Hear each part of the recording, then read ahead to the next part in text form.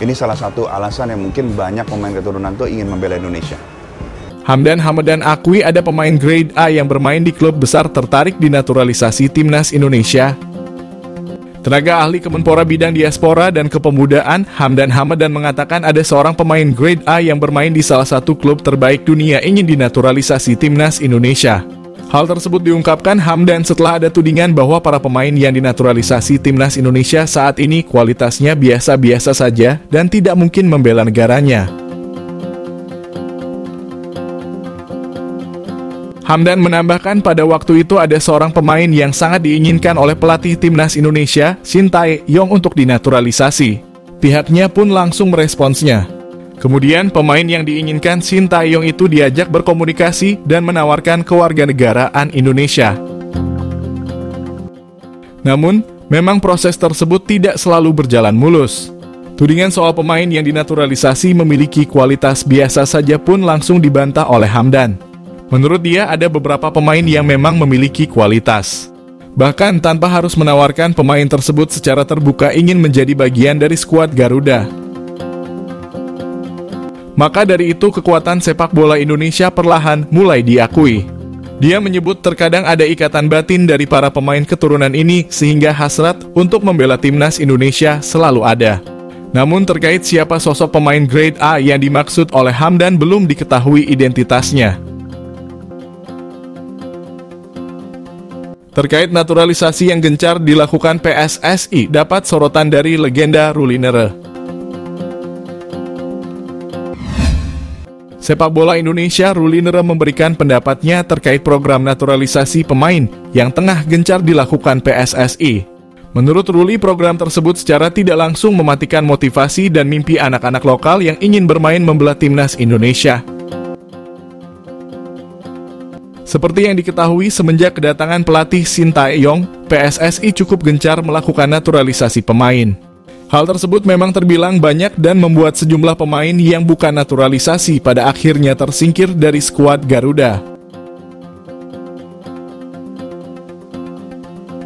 Melihat kondisi itu, Ruli pun khawatir naturalisasi tersebut bisa mematikan motivasi para pemain muda yang saat ini tengah dibina untuk bisa menjadi pemain masa depan Indonesia.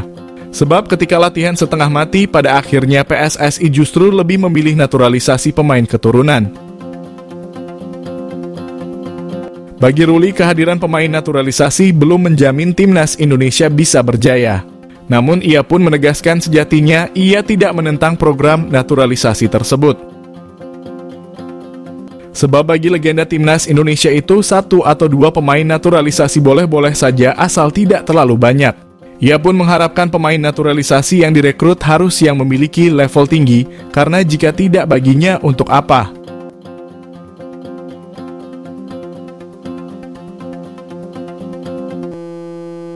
Kerugian Justin Hubner jika bela timnas Indonesia di Piala Asia 2023.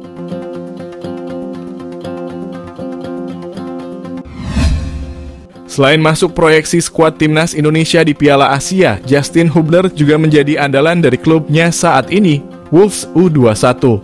Pemain naturalisasi terbaru timnas Indonesia menjadi amunisi rutin The Young Wolves untuk pertandingan Premier League 2 atau kompetisi satelit dari Liga Inggris. Bahkan Justin Hubner sempat berpeluang mencatatkan debut di tim senior saat Wolves melawat ke markas Arsenal pada pekan 14 Liga Inggris. Dengan demikian terlihat jelas bahwa Justin Hubner memiliki masa depan yang menjanjikan di level klub. Maka seharusnya di setiap pertandingan Justin Hubner harus hadir dan menampilkan permainan terbaik, agar label pemain bangku cadangan di tim senior dapat terkonversi menjadi catatan menit bermain. Adapun untuk di level U21, Justin Hubner bisa dibilang sudah khatam karena telah menjadi andalan The Young Wolves hingga menyapu bersih seluruh pekan di Premier League 2 dengan penampilan. Bahkan calon tulang punggung pertahanan timnas Indonesia ini menyandang predikat sebagai kapten kesebelasan. Kini pemain kelahiran Belanda dihadapkan dengan kondisi yang mana Piala Asia 2023 berlangsung di tengah kompetisi Eropa, khususnya Premier League 2. Piala Asia akan mengambil waktu perhelatan mulai 12 Januari hingga 10 Februari 2024 di Qatar. Saat itu juga pertandingan internasional terus berlangsung tanpa jeda. Menurut kalkulasi, setidaknya jika Justin Hubner turut serta di timnas Indonesia, ia akan kehilangan setidaknya 6 penampilan di Wolves U21. Penampilan tersebut terbagi di ajang Premier League 2 ataupun Carabao Cup U21. Tak hanya itu, Justin Hubner juga membuang peluang kans di tim senior saat Wolves melakoni awal musim paruh kedua. Meskipun dapat menjadi kerugian bagi Justin Hubner meninggalkan Wolves di tengah kompetisi, dia berpeluang memberikan yang terbaik dengan timnas Indonesia dalam debutnya. Sebuah peluang yang harus dibayar oleh Justin Hubner demi mengenakan seragam Garuda di dada. Kini publik menanti akankah Hubner memperkuat timnas Indonesia atau hanya disimpan demi karier profesionalnya. Adapun jika tak tampil di Piala Asia, kans debut merah putih Justin Hubner dapat dicatatkan saat kualifikasi Piala Dunia 2026.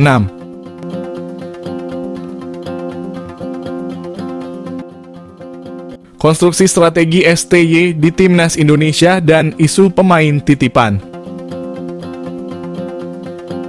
Wajah timnas Indonesia agak bopeng menjelang tampil di Piala Asia setelah kedodoran dalam kualifikasi Piala Dunia 2026. Timnas Indonesia dilumat Irak dengan skor 1-5, kemudian bermain imbang 1-1 melawan Filipina. Ini mengecewakan sebab ekspektasi publik timnas telah naik kelas. Tanda kenaikan kelas timnas itu tergambar saat melawan Argentina. Meski kalah 0-2, tim racikan Sintayong memperlihatkan gaya main yang Spartan dan penuh kejutan. Sebelumnya, timnas juga bisa menumpas tim yang peringkat FIFA-nya lebih baik seperti Kuwait, Curaçao, Burundi, dan Turkmenistan. Ditambah lagi ada tenaga pemain naturalisasi. Karena itu Shin menatap serius persiapan menuju Piala Asia. Itu pula yang menjadi alasan mengapa timnas Indonesia melakukan pemusatan latihan di Turki. Yang pasti pelatih asal Korea Selatan ini akan mengkonstruksi strategi permainan Indonesia di Piala Asia. Ini penguatan kelebihan tim dan antisipasi kekuatan Jepang, Irak, dan Vietnam. Jika mengacu pemusatan latihan, sebelumnya Shin akan menggembleng fisik pemain pada sepekan awal pemusatan latihan.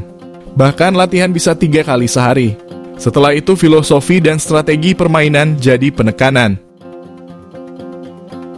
Kemungkinan besar formasi 3 back akan dimatangkan. Ini karena formasi ini tak solid saat lawan Iran dan Filipina. Antisipasi absennya gelandang pengatur serangan, dalam hal ini Marcelino Ferdinand dan Ivar Jenner, juga krusial. Tanpa dua pemain ini terlihat ada kekuatan yang hilang. Posisi gelandang bertahan juga krusial. Shin seperti belum menemukan satu pemain yang solid dan stabil, juga punya daya rusak permainan lawan saat menghadapi tim lebih kuat. Sekilas, masuknya nama Dendi Sulistiawan dan Dimas Derajat di timnas Indonesia untuk Piala Asia diwarnai intrik. Ini karena performa keduanya kurang garang di liga. Hal ini memunculkan isu ada pemain titipan di timnas Indonesia.